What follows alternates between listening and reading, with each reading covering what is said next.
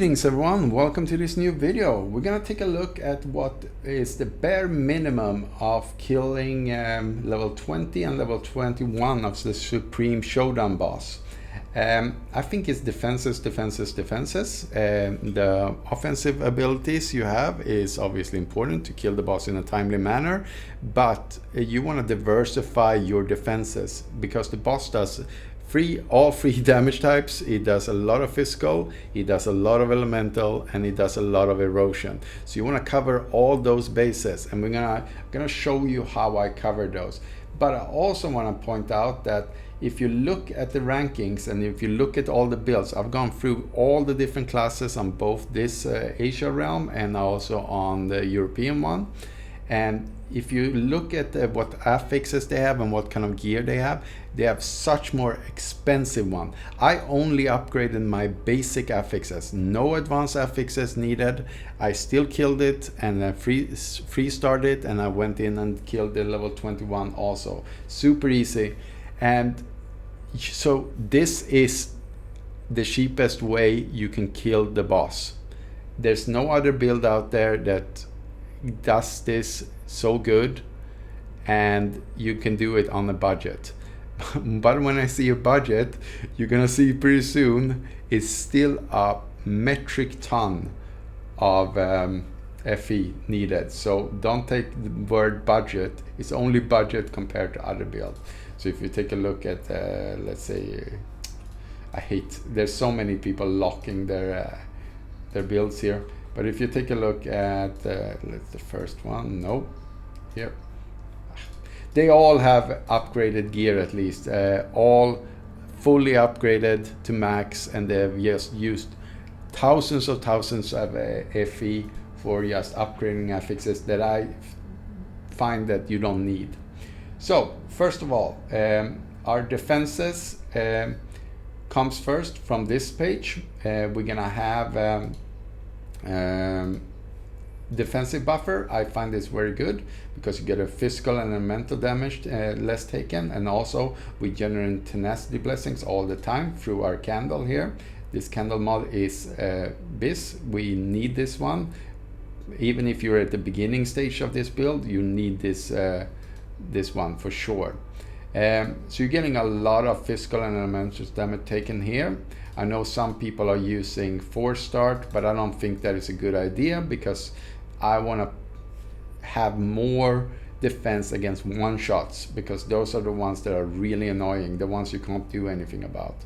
Iron fortification, some more armor, and some evasion. We're stacking a lot of evasion on this build, so even if you do screw up, you might have the lottery ticket out of it where you just completely ignores it. Harden is very good in our thunder spike. Don't worry about this, it's still activating because we're using an activation medium for it. So harden gives us another 25% and it's active all the time.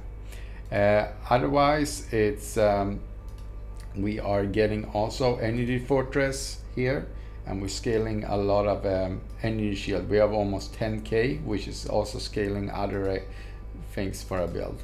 Barrier of Radiance is not needed for the build. I just had it on there when I couldn't find anything else, so I'm creating these candles myself. If something needs to go, it's this one. You don't need it, but it's very nice because if you start regenning your energy shield, you cannot take any, like it will continue regenning even if you get hit for another 4 seconds. So that's really nice. Poisoned relief is really good. I would say this one is mandatory if you want to kill the boss, because additional damage taken on low life, we're always on low life, and injury buffer, so it just delays the damage that we take for a few seconds, which is very good, when then we can heal it up again. Otherwise, we just want elemental resistance to negate the downside of these two. So those are really good there.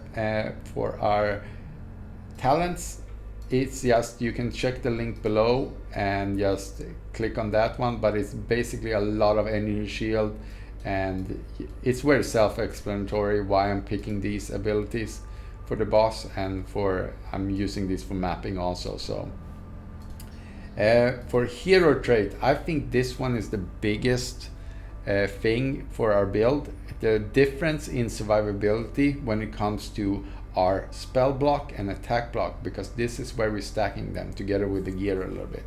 So we want 100% of attack block and spell block, and it's very hard to get because there's not many sources of it. So we are gonna need high rolls when we re-roll these hero memories over and over again. It took a lot of FE to make these, and we want one of them with the already base affix on it, and we have one more here. Where is it?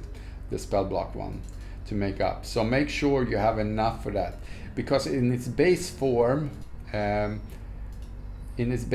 attack and spell block gives us minus 30% damage taken for attacks and spells. Very good, yeah? And we get some more here also. So block chance on our affix here. But in this patch, or in this season, they added Kismets.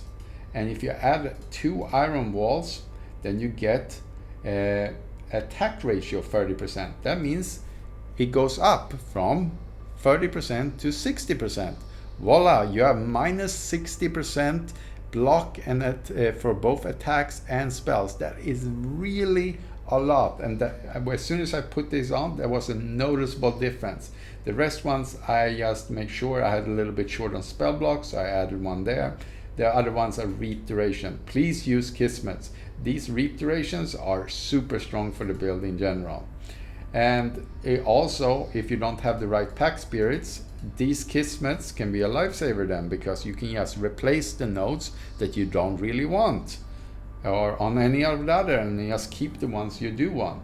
So Kismets, it's a really good addition for free-to-play players, and I am almost free-to-play. I summoned all of these free this season, and only from buying the season pass. I never buy anything more than the season pass. You just need to you get some for free, and then you get the other ones from the season pass. So otherwise, physical damage is a big problem for this build, because we don't get a lot, we don't stack any armor. So physical damage taken to cold damage is really important here, and I solved this problem because I saw everyone else were doing something else here. They went with the sealed mana compensation on this item, which I didn't like because there's so many other good affixes here. So I took away that and then bought a base instead, which have sealed mana compensation, and then I used one mod here, sealed mana compensation. This is enough. It actually is more than enough, so you can have less than I have. Or you can add the mod on your candle. Where is that? On your candles can also have sealed mana. You don't need the max roll. You can only have you can use the 7 or 8% one. It's just fine also. Where was I? We were on the gear. And obviously, otherwise it's a lot of energy shield and stuff like that. Here we have another defensive layer. We have barrier. It takes 20% of our max ES or energy shield and our max life, and then just creates another barrier. And this one is active all the time because we always move 5 meters. Like, it's gonna be active as soon as it pops off. It's gonna be active again. Our effect also scales our damage, obviously, but also our defenses through our energy shield aura. Additional damage taken on low mana. We're always on low mana, so we're getting a lot there. We have 2 curses on our ring. Only good if you have the curse candle, so make sure you have that together with the extra curse from our talents. Otherwise, it's very hard to cap our resistances without over capping it and losing out on extra defenses or offenses ability, because we want a lot of reap cooldown, we want a lot of other things. So make sure that you are planning it out. So I had to do this to add some fire and cold resistance, find the ring that was out there. But you could also have spent, I noticed after the fact, I could have spent some points here. Where is it? It's in Warlock. It's right here. Elemental resistance. You can just, whatever you're missing, you can just add here. and that would have been probably an easier way to actually scale it. Otherwise, blur effect is huge for our build. We have blur effect on both our scepters here, and a blur effect as the Dreamcraft there also. What it gives you is evasion and chance to avoid damage, really good there. And we have even more evasion. We have a lot of evasion, so anytime we get hit, there's a high chance we guys gonna dodge that. I know people are also using this ring. I got it early in the league, but I did not use it for my kill because I didn't think I needed it. I just wanted to go with something else. Make sure you bring this item into the kill also, so you can just eliminate the boss, because you might be in a situation like I've seen other people been in, where there are at less than 15% less damage on the boss left, and then they can't pick up all the balls and they get killed, because that's an instant kill mechanic. So very good to have this one just in your inventory, so if shit hits the fan in the end of the fight, then you have something to just fall back on. I did not use it on my kill, I think. No, I don't think I did. So make sure you take a look at when I talk about the guide on how to kill level 20 boss and also stack these defenses.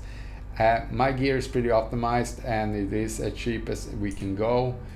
We also have some defensive layers on our here. I went with one of these, Max Tenacity Blessings, really good damage reduction. Additional damage taken on the bottom here, because then I get it doubled here. You can see which ones are getting doubled.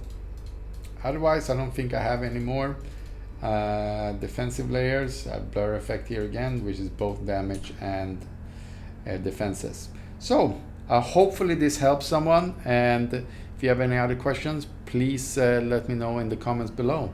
Have a good day, everyone.